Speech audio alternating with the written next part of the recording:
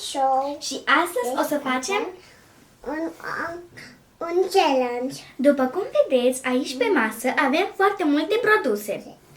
Aici avem Belecele. 15 bilețele pe care le-am pus într-un Bănuci. de jucărie, da? Roz. Vreau să vă explic cum stă acest challenge să-l facem. Să spunem că eu iau un bilețel. Dacă pe el scrie să mănânci, să spunem, paste, eu trebuie să iau paste și să mănânc. Dacă la Giulia îi pică biscuiți, Giulia să mănânce biscuiți. Giulia, cine începe? Eu. Hai să începem. Hai, deci iei un bilețel, nu? Hai să vedem a tău ce scrie. Deschide tu. Da? Hai. Hai să citesc eu. Să mănânci muștar. Nu! Hai să vedem ce scrie mie, da? Da. Să mănânci cereale. Deci, cum v-am spus, eu o să mănânc muștar și Giulia cerealele. Da? Da. Haide, să începem. Așa. Mie îmi trebuie o linguriță. Așa că o să iau una. Uitați cum mănâncă Giulia.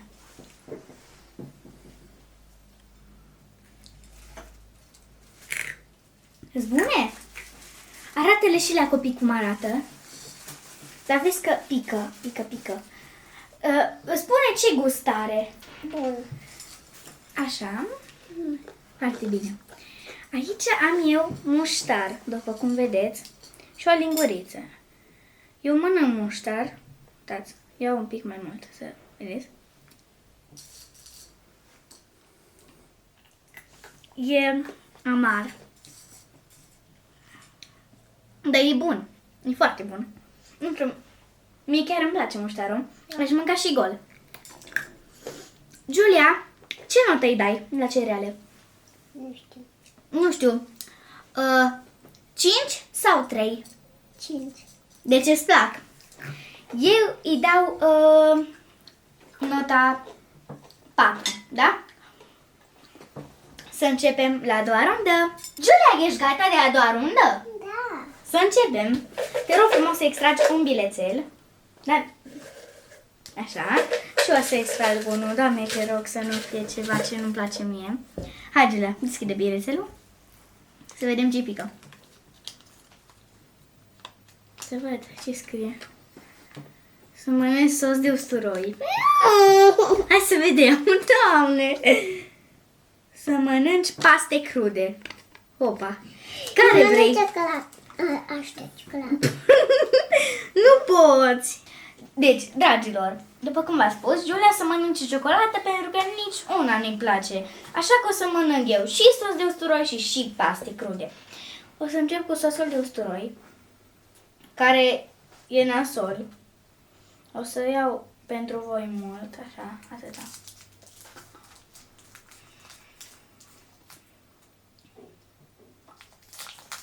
E bun.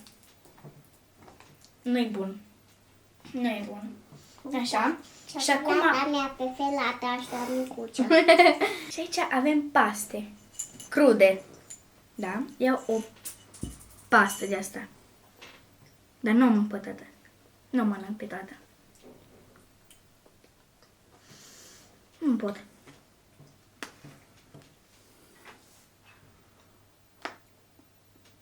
Îmi spart dințe. Nu e bună. Nu pot să mănânc așa ceva. E tare. Am luat un pic. Am luat atâta.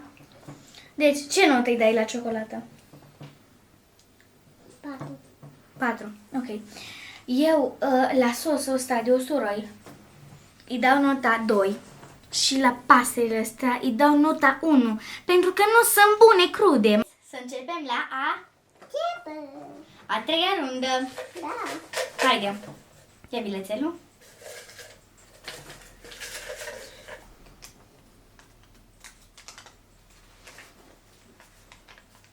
Să mănânci mere. Da. Mere. Deci dacă... Să mănânci ardei. Yay! E foarte bună ardeiul. Îmi fac eu. Giulia, ce noi te-ai dat la măr? Ha? Mă vrei să fac eu. Vrei ciocolată? O să-i dau la Giulia o ciocolată. Aia. Dar ce notă îi dai la măr? Îi dai? Ce notă? 1. Da. Nu-ți La place? ciocolată? Ce notă îi dai la ciocolată? 1. 2. 2, da. Eu la ardei, pentru că e leguma mea preferată, o să-i dau nota 5. Mie îmi place foarte mult ardeiul. Aș mânca în orice zi ardei, pentru că e și sănătos, are și foarte multe vitamine și are culoarea roșu, care mie îmi place foarte mult culoarea roșu, da? Mănâncă ciocolata și trecem la a patra rundă. Carina, e spate de pa. Haide, Giulia, să începem. Haide, te rog frumos să iei un bilețel și de data asta trebuie să mănânci. Cum te face mâna? Oh, mi te rog să nu-mi pice ce nu vreau eu. Haide. Să mănânc salam! Yay!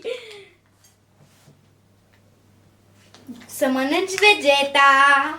Foarte bine, mie îmi place vegeta. Hai, mănâncă salam. Îți place salamul? Da. Avem aici o linguriță. Aici avem vegeta. Da?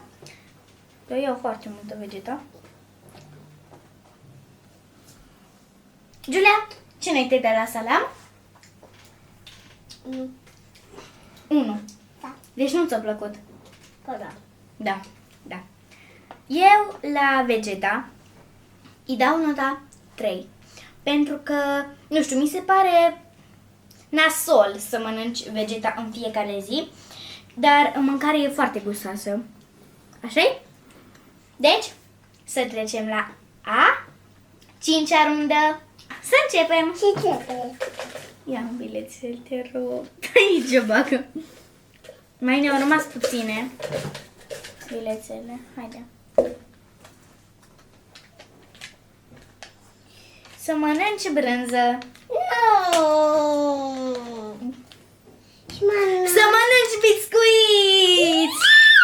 Deci, facem schimb, da? Biscuiți? Și mie brânză, yes, în sfârșit brânză. Această brânză este felie. Este o felie de brânză. Da? De-abia aștept să gust. O să iau atâta. Ce m-am mâncat? Foarte bun biscuiți. Da? Este o brânză Până așa la felie, da?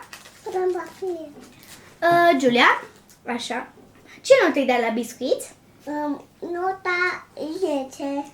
10, ți-a plăcut? Da! Eu la această brânză o să-i dau nota 4. Da. Haide! O să-i dau nota 4. Și mă fac. Deci, haideți să începem la a 6-a rundă. Castraveți murați. Nu, deloc. Deloc nu mănânc. Să mănânci ciocolată.